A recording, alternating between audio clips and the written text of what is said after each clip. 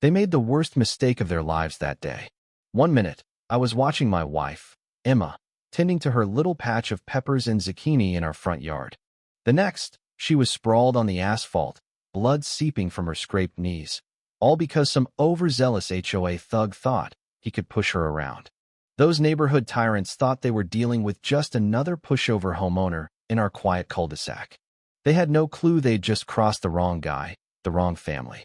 I don't exactly advertise my past to the folks next door. 15 years as a Navy SEAL, moving through shadows and places most people can't even spell. But that sunny afternoon in June 2024, in our sleepy little community of Crestwood Heights, Virginia, they were about to get a hard lesson in consequences. After a decade and a half dodging bullets in deserts and mountains, Emma and I settled into a cozy 2-story house with a neat lawn and a view of the Blue Ridge foothills. I was 48, she was 45, and we figured we'd earn the right to sip coffee on our porch and watch the world go by. Emma loved her gardening, turning our front yard into a small oasis of vegetables, which apparently ruffled feathers in Crestwood Heights.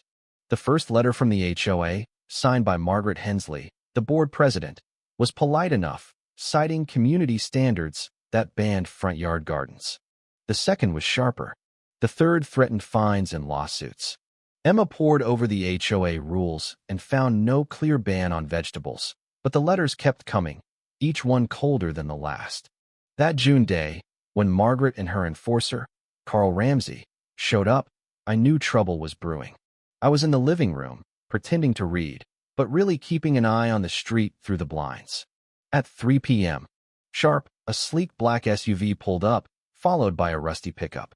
Margaret, mid-50s, with a severe ponytail and a suit that screamed, "I'm in charge," stepped out of the SUV. Carl, a hulking guy, maybe 6 feet 2 inches and 260 pounds, climbed out of the truck, looking more like a bar brawler than a gym rat. Emma was out front, in her faded sundress, pulling weeds, oblivious to the storm coming her way. Margaret's voice cut through the air, sharp and commanding. "Mrs.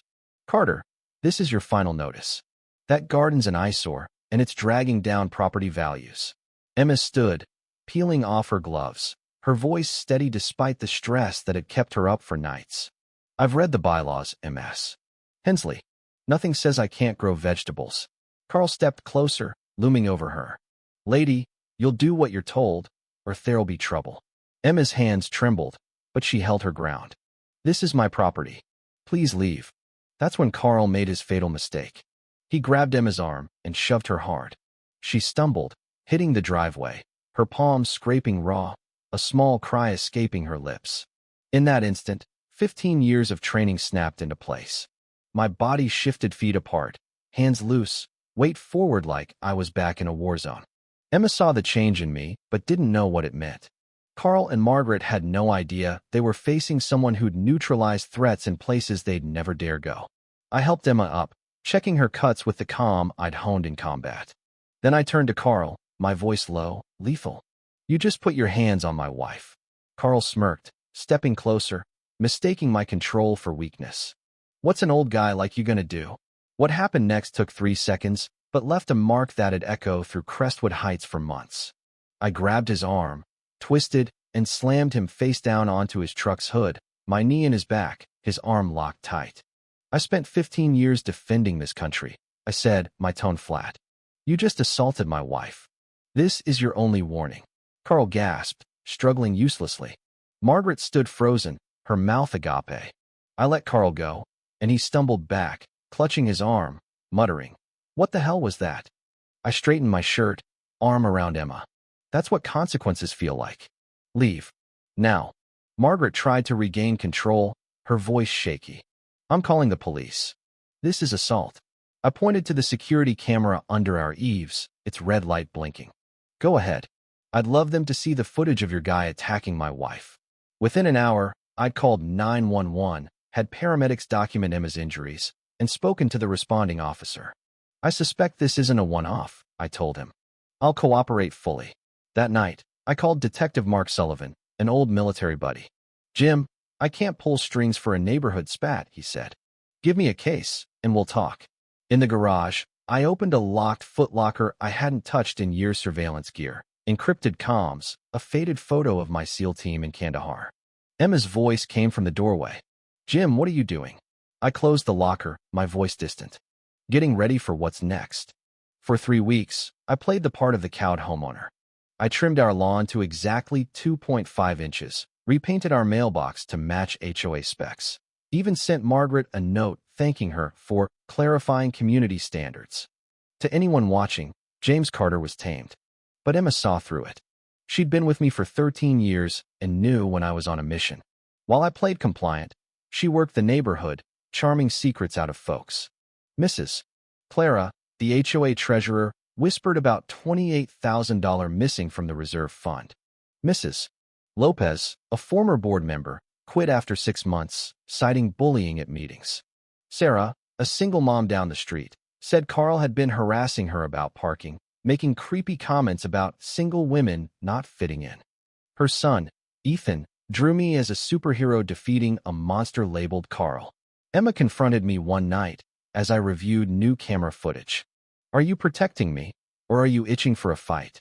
Her words hit hard. Maybe both, I admitted. I rushed a mission in Afghanistan once. People died. I won't make that mistake again. She nodded, squeezing my hand. Then we do this right, together. The HOA doubled down. They banned us from meetings, cut our water during Emma's gardening, skipped our trash pickup. Then Emma spotted a hidden camera on a utility pole, pointed at our house too high-tech for a small-time HOA. Jim, these aren't just bullies, I told her. Someone bigger's involved. The break came at midnight when my phone rang. Carl, slurring drunk, growled.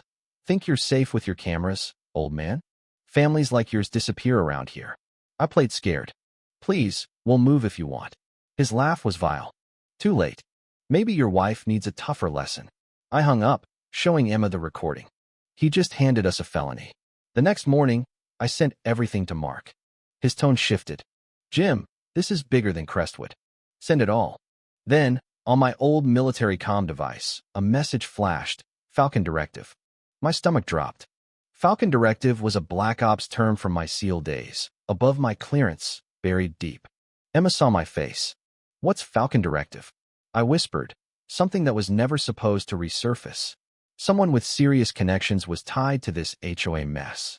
I kept up the submissive act, but rallied allies. Mrs.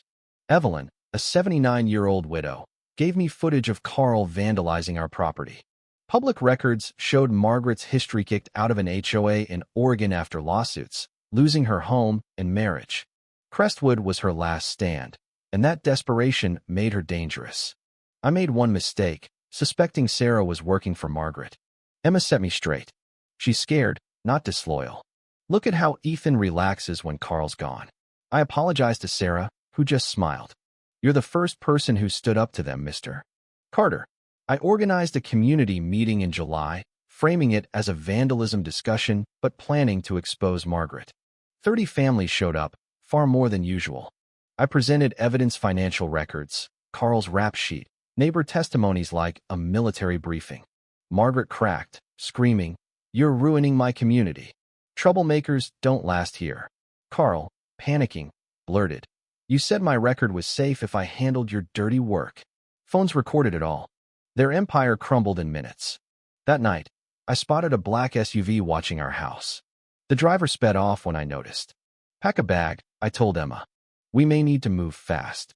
At 2 a.m., Mark confirmed the case had gone federal HOA fraud spanning Virginia, Maryland, and North Carolina. Margaret was running a racket, forcing families out, skimming funds. The stress was eating me alive, turning our kitchen into a war room. Emma found me at 3 a.m., staring at monitors. You're slipping back into soldier mode, she said. I can't lose you to this. I squeezed her hand. We'll end this, but I won't lose myself. Margaret called, her voice syrupy but sharp. Let's settle this privately, Mr. Carter. I agreed to meet at her place, wired with a legal recorder, Mark's team nearby. Her house felt like a trap, too quiet, too perfect. 2 goons, introduced as consultants, flanked her and Carl. She offered a buyout, hinting at accidents if I refused. When I stood to leave, one goon blocked the door, the other pulled a knife. Sit down, he growled. I smiled. 32 seconds later, all three were down, one disarmed, one unconscious, Carl in a chokehold. The recorder caught Margaret's threat. Leave quietly, or you'll regret it. I showed her the blinking light. This goes to the feds in 5 minutes. Mark's team swooped in. As Margaret was cuffed, she smirked. Check your old files, Carter. Operation Dust Veil. My blood froze. Dust Veil was another ghost from my SEAL days. How did she know? 5 months later, in December 2024, I testified in federal court. The case was massive embezzlement, conspiracy, attempted kidnapping. My SEAL background stunned the courtroom. Margaret's defense collapsed under my evidence. She got 5 years, $150,000 in restitution. Carl, cooperating, got 3. Neighbors testified about newfound safety. Emma's strength shone through, her garden now a community hub. A mysterious woman offered me a job in Serbia, but I tore up her card, choosing Emma and our quiet life. A year later, Crestwood thrives. Margaret, out early, pushes HOA reform. Carl's sober, running a garage, volunteering. Our garden festival draws crowds, kids laughing, neighbors united. Emma asked, "Do you miss the action?" I looked at her, the sunset glowing. This our life? Our community, it's what I fought for. Was Margaret just a cog in a bigger machine? What's Operation Dust Veil, and who's still watching? Drop a comment. Where are you reading from? Should James have taken that Serbia job, or was staying retired the right call? Like, subscribe, and let's keep digging into the truth.